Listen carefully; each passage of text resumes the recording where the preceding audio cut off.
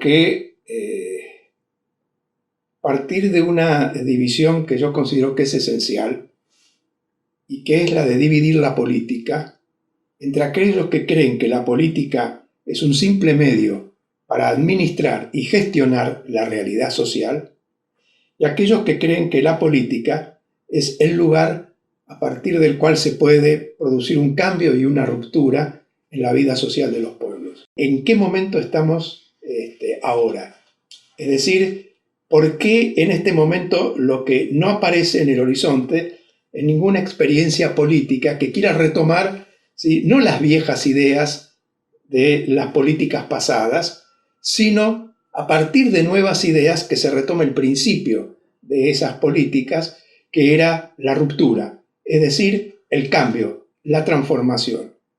Eso, en pocas palabras, quiere significar que la gestión de la existencia social de los hombres, ¿no?, ha tomado el lugar de la ruptura en el campo de la política.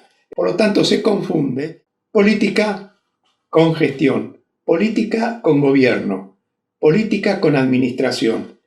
Una pregunta que nos tenemos que hacer forzosamente es: ¿cuál es el balance que se puede hacer de la experiencia política pasada, de las experiencias de lo que yo llamé políticas revolucionarias o políticas de ruptura? Porque es evidente que ellas han terminado en una frustración con respecto a los ideales que se habían planteado. Que la política tiene como único objetivo capturar el Estado. Que la política es un instrumento, ¿no?, de otra cosa que ella misma, que sería la economía y la lucha de clases que se fragua en esa economía.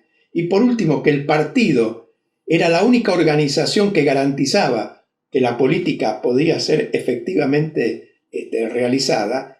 Esos tres puntos son los que nosotros consideramos que hay que rever, cuestionar y a partir de eso poner nuevos principios o nuevos puntos de partida para intentar ver si se puede reinventar políticas que sigan siendo emancipativas, pero que no recorran el mismo camino que recorrieron las políticas del siglo pasado. Separar la política de la economía es un eje fundamental.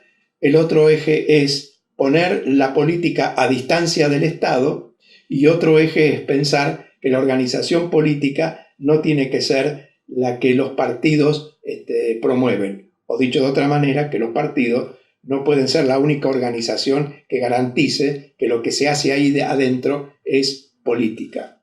El panorama, diríamos, contemporáneo es de un impasse. Un impasse porque mueren las viejas políticas emancipativas, ¿sí? Hay una reacción del campo de la derecha y al mismo tiempo durante cerca de 30 o 40 años nosotros vivimos una experiencia que es lo que uno puede decir la experiencia de una vida social sin política. No hay política, porque cuando la política aparece, aparece bajo la forma del gobierno o la gestión del asunto y de la cosa pública, que no es otra cosa que administrar, ¿no?, los negocios del capital. Esta lógica del capital pone su impronta a toda actividad humana y por lo tanto también se la pone a la actividad política. La pregunta que uno se puede llegar a hacer es si hay algún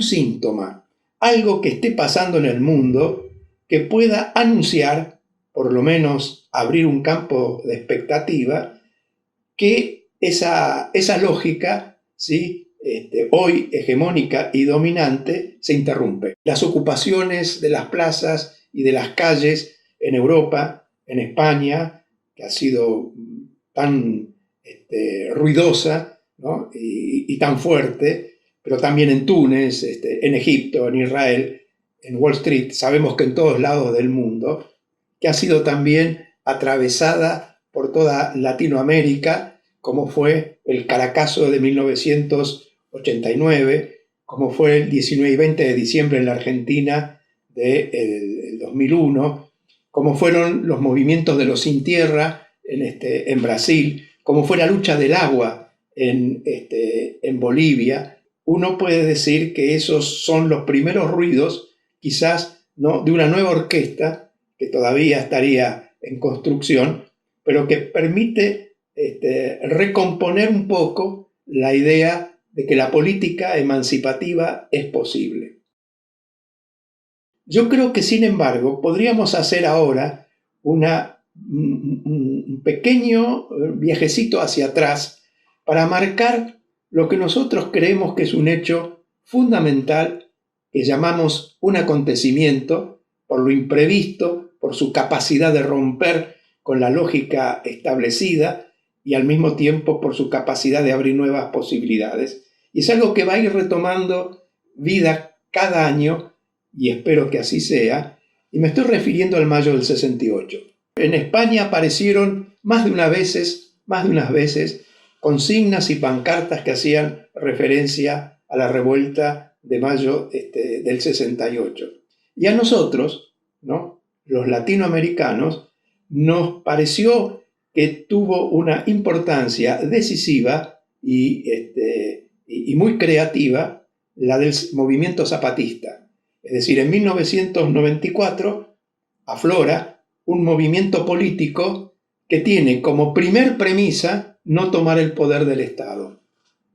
Así como, ¿no?, el mayo del 68 se realiza por fuera de los partidos, por fuera de los sindicatos, proponen consignas que son políticamente novedosas, como la imaginación al poder, como el voto trampa para tontos, o como seamos realistas, pidamos lo imposible. Los zapatistas, ¿no?, propusieron en un lugar y a partir de una identidad muy claramente diferenciada con lo que fue Francia en el 68 o con lo que pudo haber sido Túnez en el 2011 o con lo que pudo haber sido España también en el 2011, ¿no?, en lugares absolutamente diferentes, en condiciones históricamente también muy distintas. Sin embargo, salen con la idea central de que a la política hay que hacerla desde abajo, sin representantes y sin tener como objetivo fundamental tomar el poder. Un punto decisivo de todos estos movimientos es que no articularon ninguna estrategia que tuviera como objetivo capturar el Estado.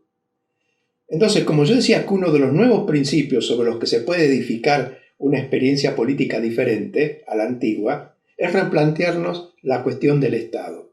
La experiencia socialista había creído que el Estado era un aparato de represión, pero neutro, y que por lo tanto podía ser utilizado, ¿no?, según las clases sociales que tuvieran el acceso político al Estado. Nosotros decimos que aquí hay que hacer un corte, ¿no?, un corte que se puede hoy en día procesar a partir de todos los movimientos, no solamente culturales, sino también históricos y políticos que se han ido acumulando a partir de 1960, es decir, justamente desde mayo del 68 en adelante, que han podido permitirnos interpretar que el Estado no es para nada una estructura neutra, que el Estado es un aparato constitutivo de toda estructura social y que el Estado tiene una sola función: garantizar el orden establecido, y que por lo tanto es imposible que un aparato, ¿sí?, que no solamente es un aparato de represión material, sino que es también un aparato ideológico constituido por la administración de una manera de pensar y una manera de actuar y una manera de postular lo que es posible hacer en una sociedad y lo que no es posible hacer, es decir, una máquina que nos dice qué es lo posible y qué es lo imposible. Esa estructura sería incapaz de ser apta para una transformación social. Mantener la política a distancia del Estado viene a formar una idea casi yo diría decisiva, ¿no? Y central de las nuevas experiencias políticas, y uno ve, ¿no? Que las políticas de derecha, las políticas que no quieren saber nada con el cambio, estas políticas son las que, tanto sea para controlarlo, tanto sea para manejarlo, consideran que el Estado, siguen considerando, es el lugar privilegiado de la política. La otra cuestión, ¿no? Que es la que aflora en todos estos movimientos,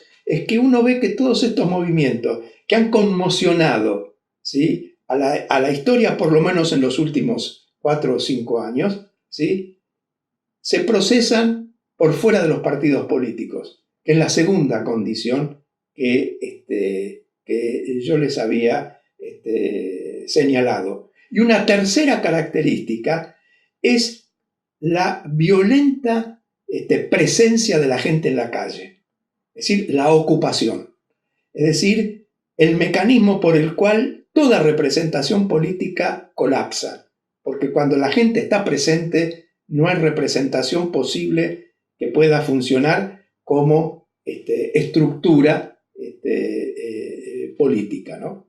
Cuando se están procesando, ¿no?, estos nuevos acontecimientos, porque yo quiero usar esa palabra para señalar estos hechos que como hongos inesperadamente nacen, ¿no?, en el corazón de las grandes ciudades, en el campo y en lugares absolutamente disímiles uno respecto a los otros.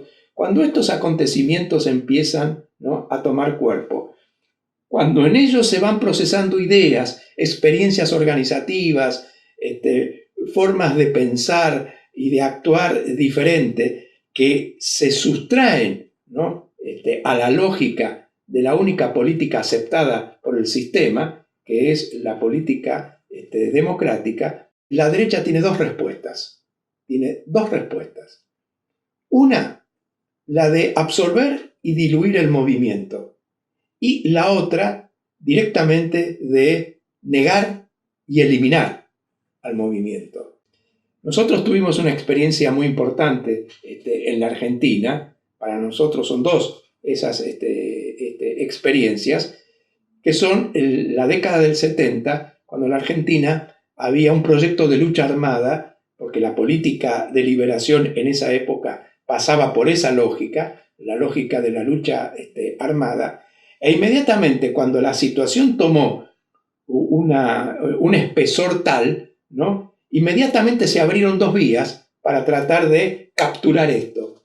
Una fue la vuelta de Perón, es decir, absorber todo ese movimiento dentro de la estructura de no cambiar nada, ¿no?, y desarmar todo eso. Y la otra, que fue finalmente la que triunfó, que es la salida militar con la dictadura de Videla.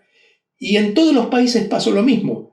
Cuando el comunismo, la Revolución Rusa, se hace fuerte, ¿sí?, la amenaza del comunismo en Europa abre inmediatamente dos vías. La vía democrática y la vía fascista son dos vías con las cuales, ¿sí?, la derecha enfrenta esa novedad radical que estaba tomando cuerpo. Cuando se produce el otro gran momento político, que para nosotros fueron los acontecimientos del 19 y 20 de diciembre del 2001, es a partir de lo que ahí se procesó, que fue en cierta manera un condensado de una historia que llevaba como 5 o 6 años de lucha en nuestro país, en donde organizaciones con estructuras diferentes a la de los partidos, el movimiento piquetero, la toma de fábricas, etcétera, habían empezado a mover, ¿no?, el avispero político y terminan, ¿no?, deponiendo a un presidente. Nosotros vivimos el momento en donde también se configuran dos estrategias políticas para incluirnos, ¿sí?, es decir, para capturarnos, ¿no?, y para desarmarnos y para introducirnos en la lógica de la democracia.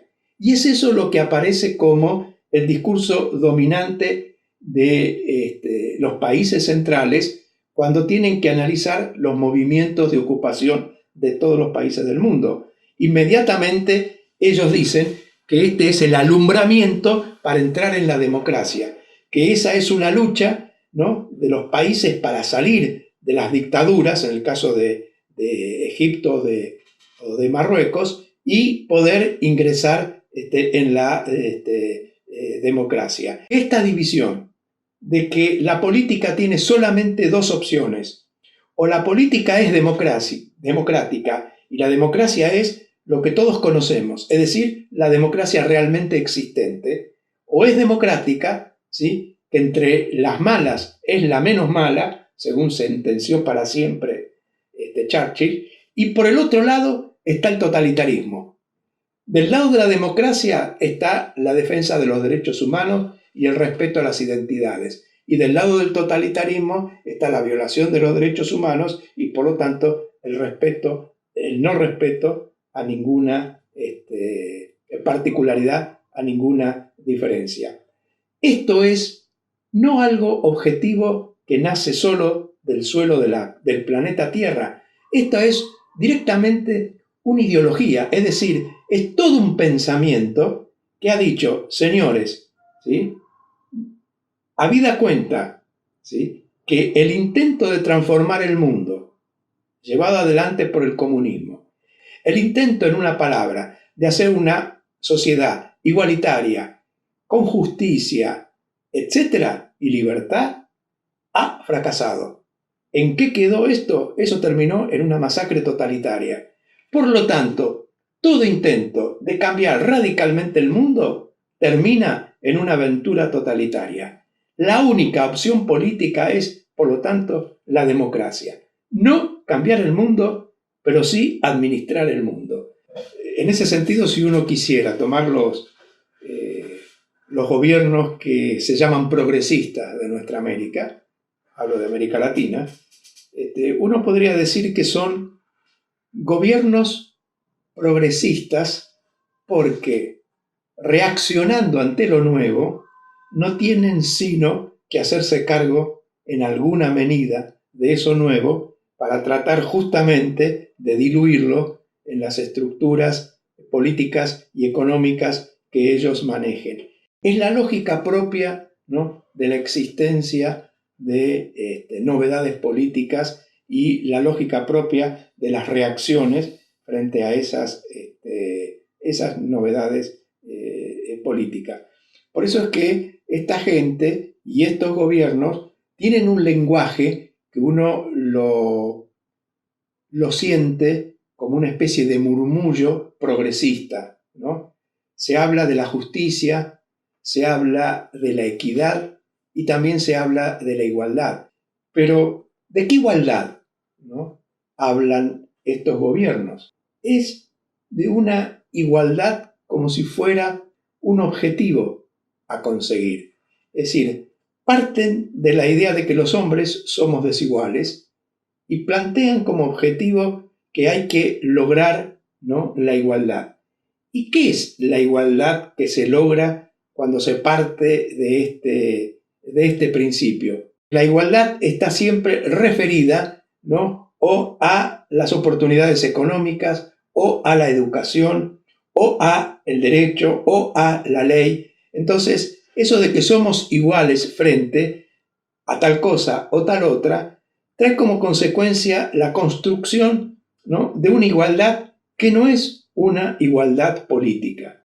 Nosotros partimos de otra idea de la igualdad, no de que los hombres deben ser iguales, sino partimos de la afirmación de que los hombres sí ya son iguales. Es decir, no lograr la igualdad, sino partir del principio de que la igualdad es una cualidad de la condición humana. Esta es una afirmación que hace poner un poco la piel de gallina a mucha gente, porque creen que es una idea abstracta, que es una idea que no reconoce la evidente y clara desigualdad real de la humanidad entre ricos y pobres, negros y blancos, etcétera, etcétera, que muchas veces es tan abismante que uno dice: ¿cómo se puede afirmar que los hombres somos iguales? Es una afirmación política.